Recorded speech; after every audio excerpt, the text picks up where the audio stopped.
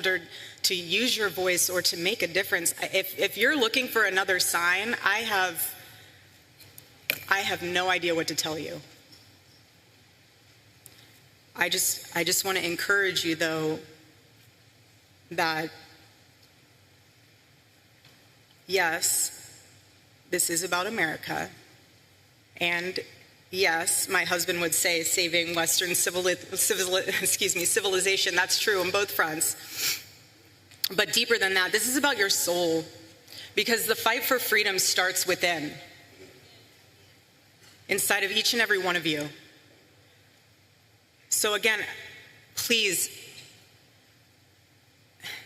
stand firm against the wickedness of the devil and the schemes of man. Be alert, because his tactics are so clever.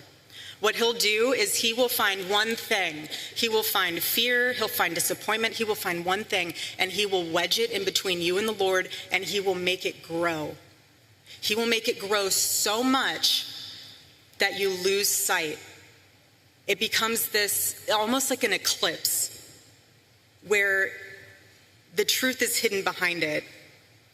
And yes, the light's still there, but you can't see it anymore.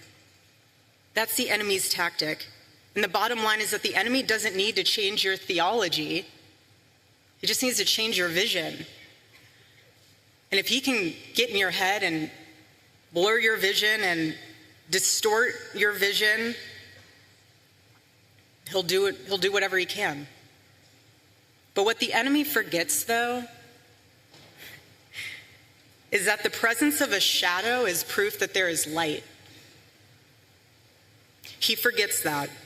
And Charlie's murder might seem like we're standing in a shadow, as if death was the victory meant for the enemy, but looking around in this arena, you are proof that this light of truth burns so brightly. So brightly.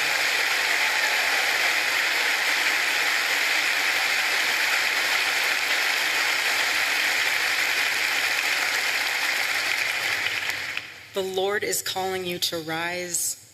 Please hear me when I say that courageously. He is.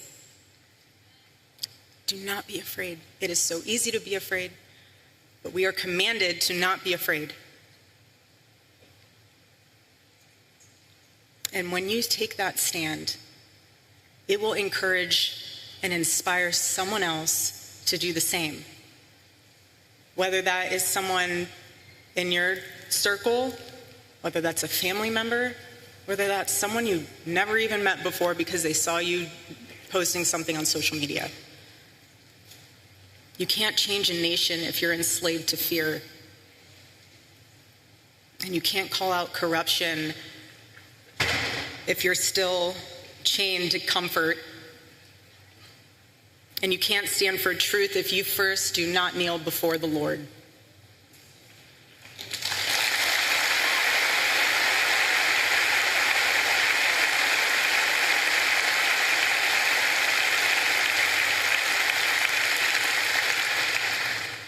And I know I keep saying it, but I'm trying to drive home a point with you all being labeled as the courageous generation, because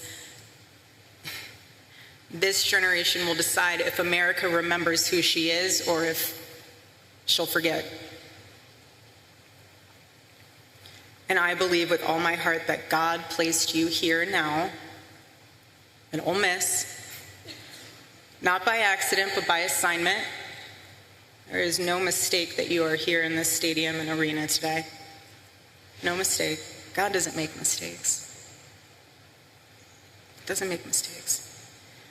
And when being on this campus, I think of 18-year-old Charlie, who would always say, you know, when I started this, I had no money, no connections, and I had no idea what I was doing. But what he did know what he was doing was that he was obeying the Lord. He was obeying what the Lord had placed inside of his heart to fight for. He did.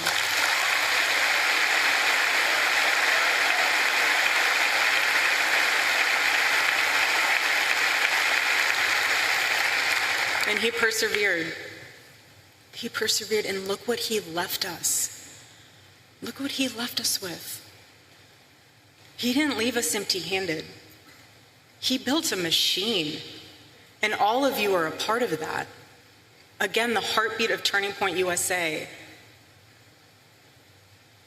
That's what happens when you obey the Lord. A movement like this, it becomes unstoppable. It becomes the revival that it is. And I just want this to be the generation that says, we will not apologize for loving our country first. We will not be silent about our faith. We will not back down when the world tells us to kneel, because we bow only to the King of Kings.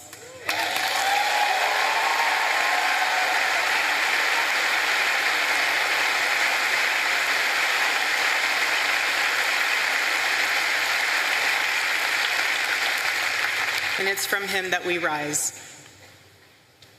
I personally still believe in America. I still believe in her founding. I still believe in her future. I don't care if people think it sounds crazy, but I still believe that our nation can heal. But we can't save a country that we're too afraid to defend. We can't.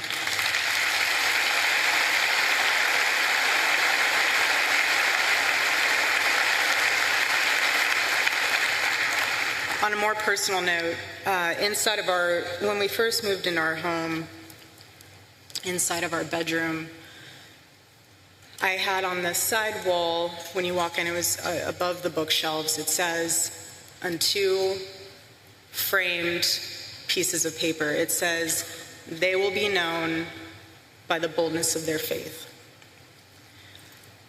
And when I hung that, as many women can attest to this, when you hang things, you see them all the time, you just kind of go about your life. And so, being in the position that I am now, it took me a while to even just make it back into our bedroom. I used to sprint from the opening door into the bathroom and sprint out. I was not ready to walk into our bedroom yet. And when I was finally able to sleep in our bed for the first time, I slept on his side of the bed. And I noticed, because he had to sleep a certain way on his side, facing the outside of the bed, because he had a bad back. I'm sure most of you didn't know that, but he had a really bad back. Anyways, so it's also why he wore compression socks too. I know a lot of people are like, why do you wear compression socks? Circulation.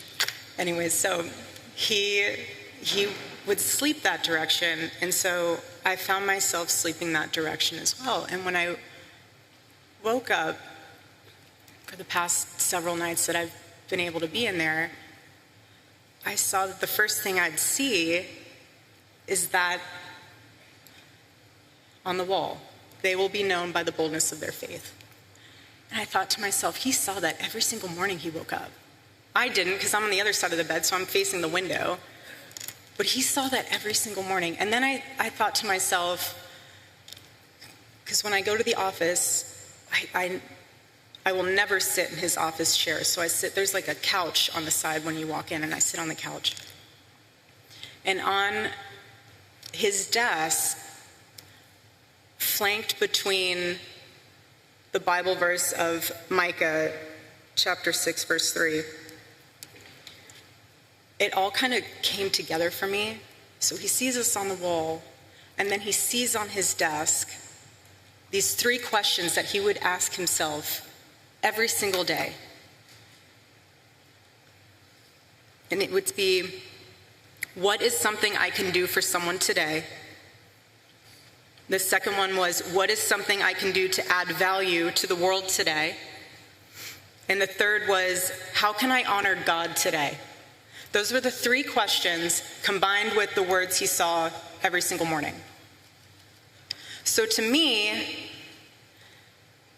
seeing on his desk, that was him suited up with the armor of the Lord every day. That was his combination. And what I'm realizing with that is those were the action points of how to have courage. Because you can ask me, well, how do I become courageous?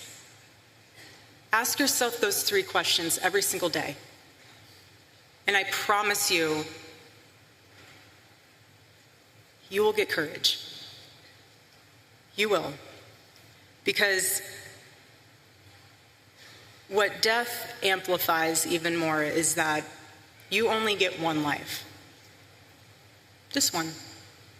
That's it. It's an eternal life. So that's why you have to live like it matters. But I want to remind you that God has created you for greatness, not for something that's lifeless, just greatness. And the question isn't how long you're going to live. It's what are you going to do with your life and the time that the Lord has blessed you with? What are you going to do with that?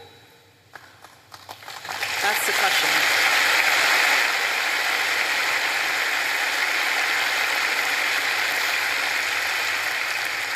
And when you get to the end of your life, will the Lord be proud of what you stood for? Will you be able to say that you ran the race, that you fought the good fight? Or will you realize that you wasted your time that the Lord has blessed you with chasing after things that didn't even matter?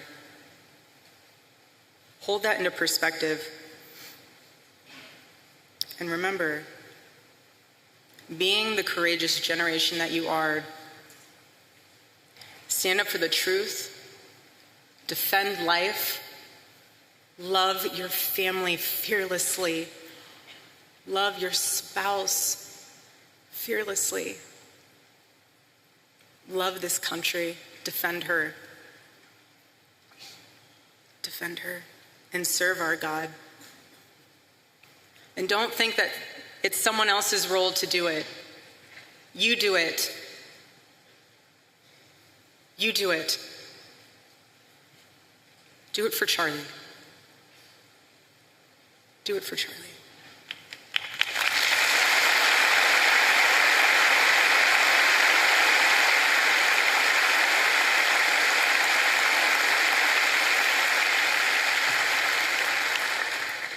And I am tremendously blessed and honored tonight to be able to introduce to you a very, very dear friend and his wife. They are incredible. And I see no one will ever replace my husband. No. But I do see some similarities of my husband in JD and Vice President JD Vance. I do. And that's why I'm so blessed to be able to introduce him tonight, because he understands the fight that we're up against, and he can articulate that in a way that transcends race, that transcends demographic backgrounds. He's an amazing man. So please help me welcome to the stage Vice